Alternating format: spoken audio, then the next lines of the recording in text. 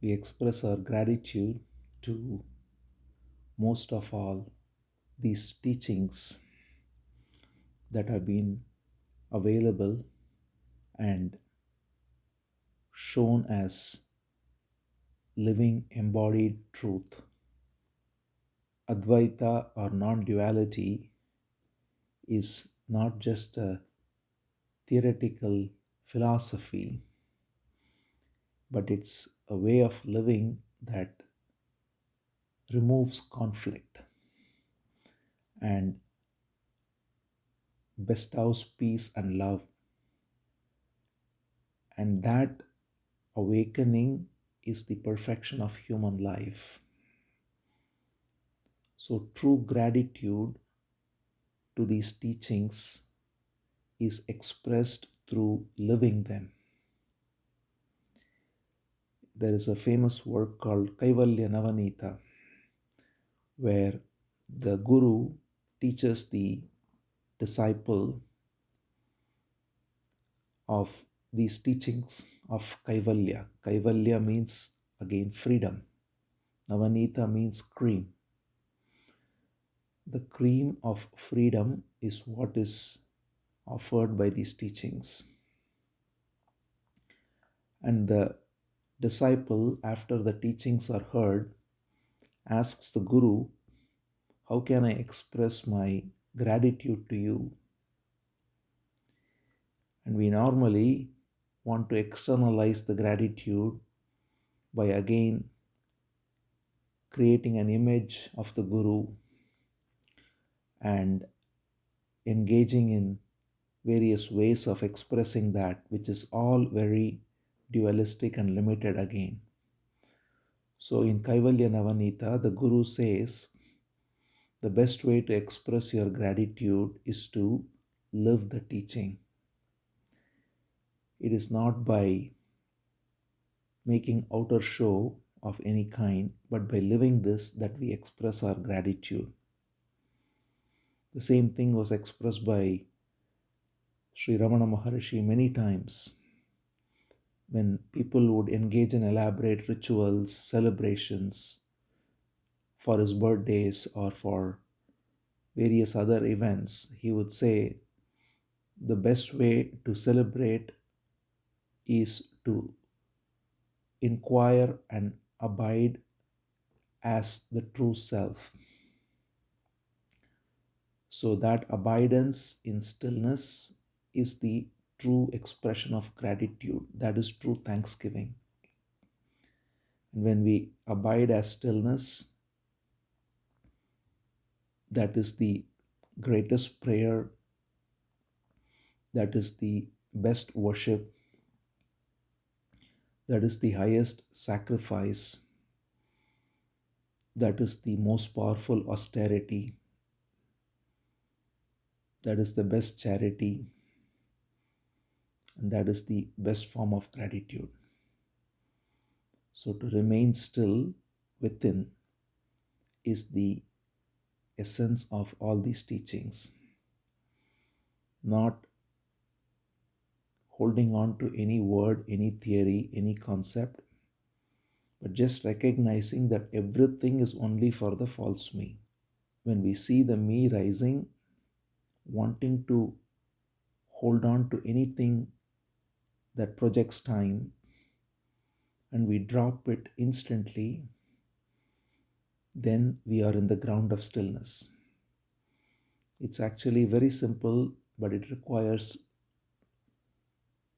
tremendous alertness because the unconscious pattern of thinking always takes us in time. And we may say even things such as, I am Atman, I am Brahman. All of these are only concepts borrowed by reading. They can be an initial pointer, but they can also become a crutch. The true pointer is to let go of all crutches by just seeing them and dropping them. There is nothing we need to do except to be aware of all these movements. When the me rises, and creates a story for itself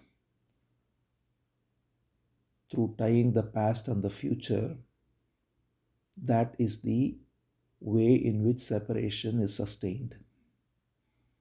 That I will get this, I will do this, and all that. But the truth is, there is no me even now. There is only the one divine expression. So, all that is necessary is to be free of this identification with the inner movement.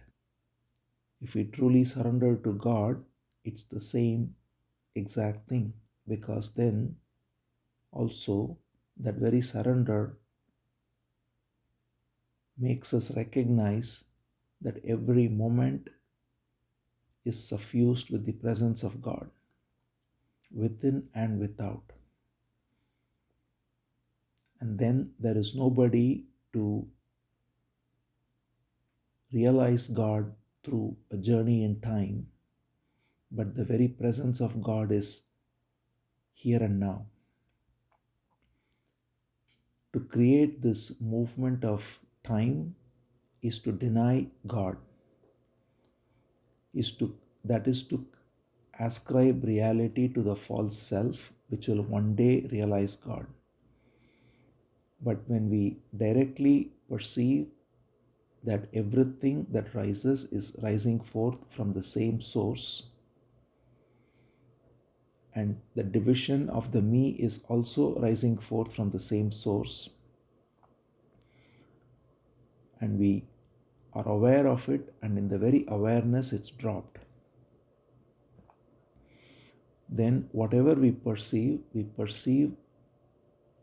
and respond with love and responsibility, and we forget it. We don't hold on to anything as I have done this, I have done that.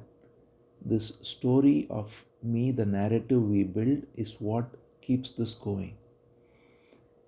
Every frame is independent.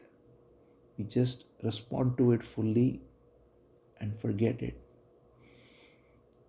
But when the me rises, that's also seen fully and dropped instantly and forgotten. The dropping of the me is also an act of love. Because when we recognize the insanity of the me that is constantly pulling us here and there, and that is taking over the body, the brain, and causing all the suffering to the organism, then true love towards oneself is to recognize and drop the me.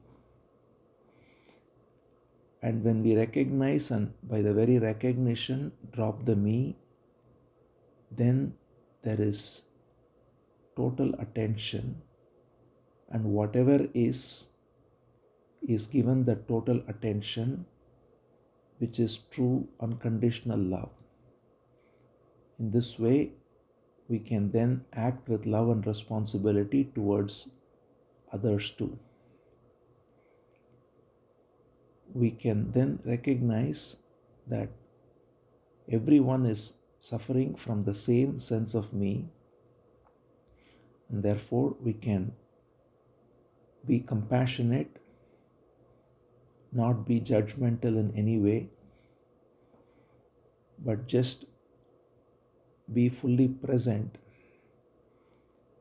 and fully in attention. And that very presence and attention, which is love, will bring about a transformation in others as well. And we can remain without any identification inwardly and just go from frame to frame, moment to moment, being free. This is to live life truly responsibly,